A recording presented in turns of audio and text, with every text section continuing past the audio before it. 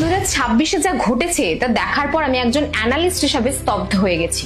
ভাবো তো, একটা মিউজিক ব্যান্ড প্রায় 4 বছর বিরতিতে থাকার পর ফিরে এসে 24 ঘন্টার মধ্যে কি গ্লোবাল মিউজিক ইন্ডাস্ট্রিকে নিজের কবজায় করে নিতে পারে?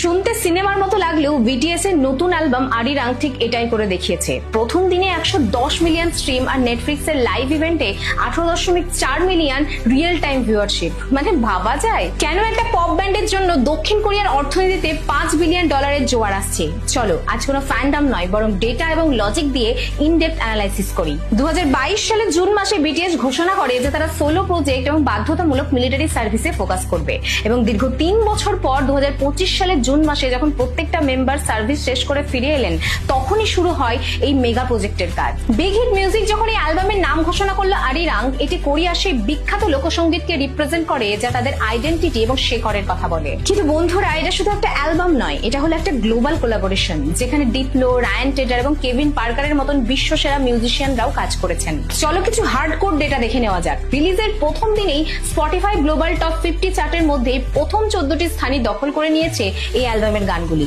এবং প্রথম দিনে 110 মিলিয়ন স্ট্রিম পেয়েছে, যা 2026 সালের যে কোনো অ্যালবামের জন্য একটি রেকর্ড।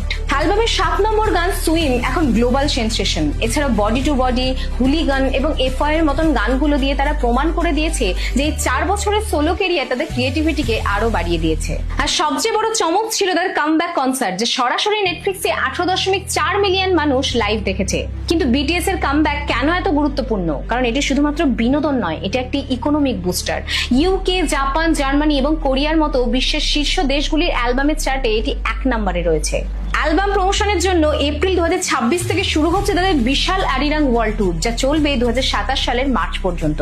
অর্থাৎ আগামী 1 বছর গ্লোবাল মিউজিক এবং ট্যুরিজম মার্কেট বিটিএস এর কন্ট্রোলে থাকবে। বিশেষজ্ঞরা বলছেন এটি মিউজিক ইন্ডাস্ট্রির ইতিহাসের অন্যতম লাভজনক ট্যুর হতে চলেছে। 2026 সালে বিটিএস এর এই কামব্যাক কেন এত স্পেশাল? কারণ এখন তারা আগের থেকে অনেক বেশি পরিণত এবং প্রত্যেকেই সোলো পারফরমেন্স দিয়ে নিজেদের দক্ষতা প্রমাণ করেছে। তাই এখন যখন এই 7টি শক্তি এক হচ্ছে, তখন গ্লোবাল চার্টে সুনামি তো আবার আসবেই। বিটিএস এর জার্নি আমাদেরকে শেখায় যে সফলতা মানে শুধু টাকা বা খ্যাতি নয়, সফলতা মানে হলো বিরতির পরও মানুষের মনে জায়গা ধরে রাখা। পরিশ্রম এবং সততা থাকলে ল্যাঙ্গুয়েজ ব্যারিয়ার কোনো বাধাই নয়। তুমি বিটিএস এর ফ্যান হও বা না হও, কিন্তু তাদের এই গ্লোবাল ইনফ্লুয়েন্স এবং বিজনেস মডেল এড়িয়ে যাওয়া প্রায় অসম্ভব। তারা শুধুমাত্র কে পপ আইডল নয়, তারা হচ্ছে গ্লোবাল অ্যাম্বাসেডর। আচ্ছা, বিটিএস এর এই নতুন অ্যালবামের কোন গানটি তোমাদের পছন্দ? কমেন্ট করে জানাতে ভুলো না।